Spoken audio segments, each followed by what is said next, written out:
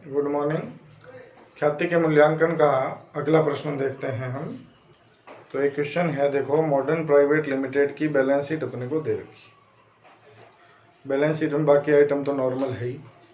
एक तो देखो लाइबिलिटी में प्रपोज डिविडेंड दे रखा है, तो जब हम कैपिटल एम्प्लॉयड निकालते समय आउटसाइड लाइबिलिटी घटाते हैं तो प्रपोज डिविडेंड को नहीं घटाएंगे, क्योंकि प्रपोज डिविडेंड शेयर होल्डर का पार्ट है और शेयर होल्डर का किसी भी पार्ट को हम नहीं घटाते। और एसेट साइड में एक 5% IFC बॉन्ड दिया हुआ है, बॉन्ड खरीदे हुए हैं कंपनी ने।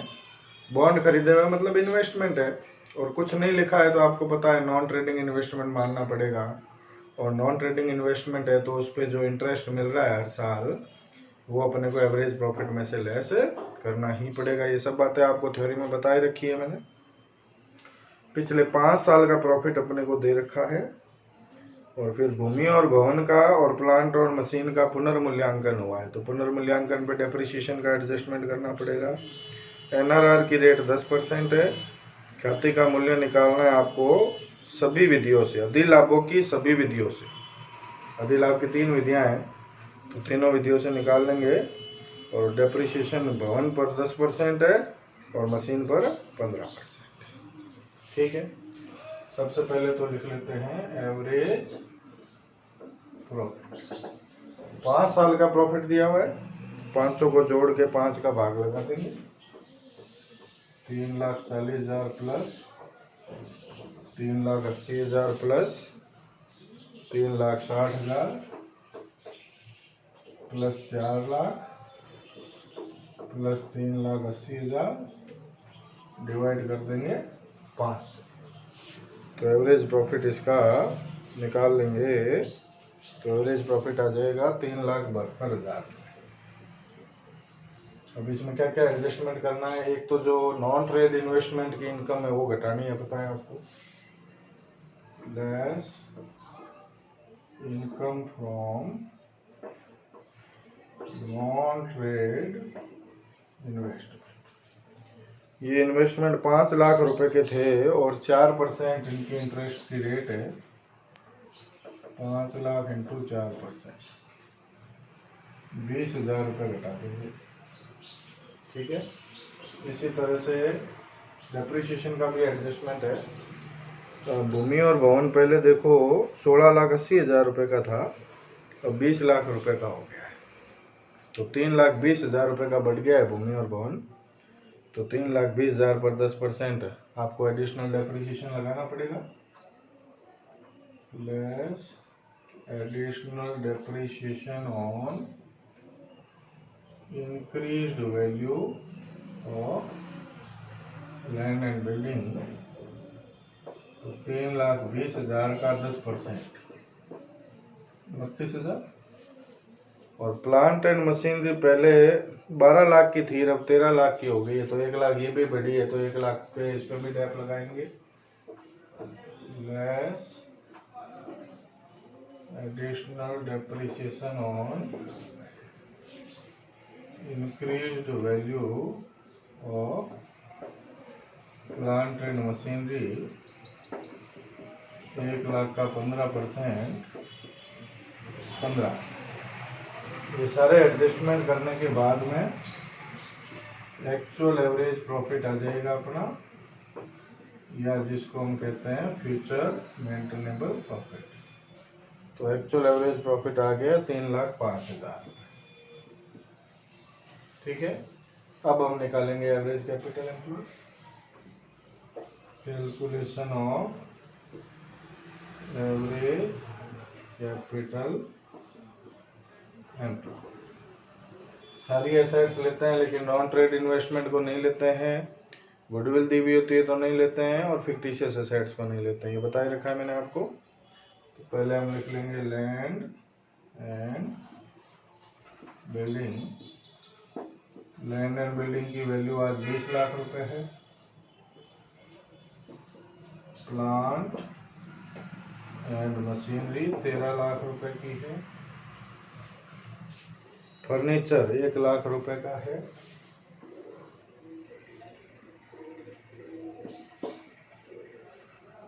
फर्नीचर के बाद नॉन ट्रेड इन्वेस्टमेंट तो लेना नहीं है अपने को। स्टॉक है 40,000 का।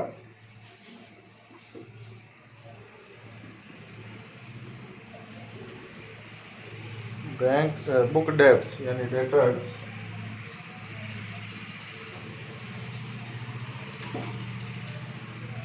1,20,000 रुपए के हैं। और कैश 40,000 रुपये।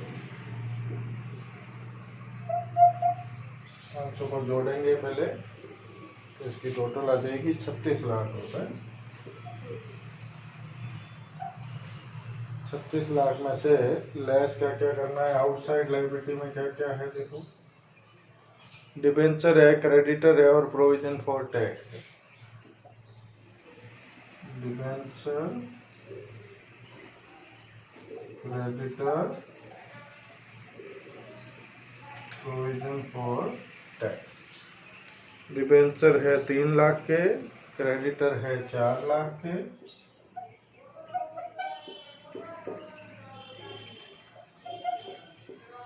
ठीक है, और प्रोविजन फॉर टैक्स है 1,80,000 का। तो ये 36 लाख में से तीनों चीजें घटाएंगे तो 27,20,000 रुपये का क्लोजिंग कैपिटल एम्प्लॉयड आ जाएगा। और क्लोजिंग कैपिटल एम्प्लॉयड में से आपको पता है लेस करते हैं हम half of current year profit. चालू वर्ष का लाभ अपना कितना था, 3,80,000 का था।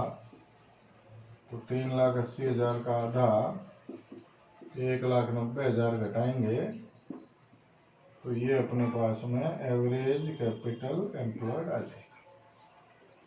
ये आ जाएगा 25,20,000। तो औसत विनियोजित पूंजी आ गई है अपने पास में। अब आगे का काम करते हैं।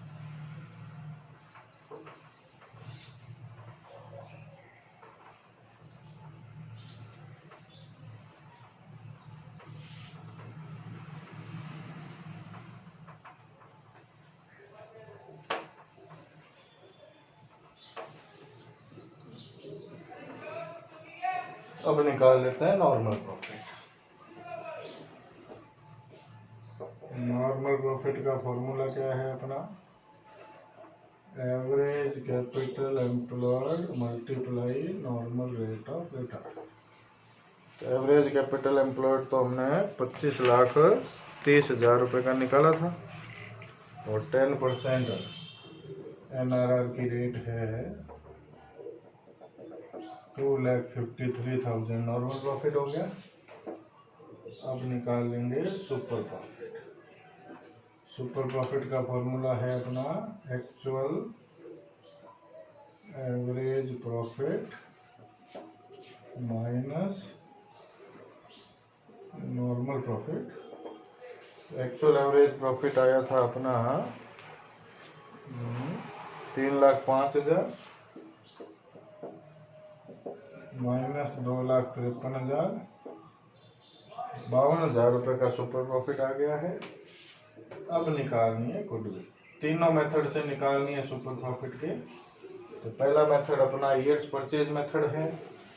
ईयर्स परचेज मेथड वर्षों की क्रय विधि में गुडविल का फॉर्मूला क्या होता है, super profit to number of years. Number of years purchase ये अपने को दे रहा है 5 साल इंटू 5, 52,000 इंटू 5, 2,60,000 की गुडविल होगी।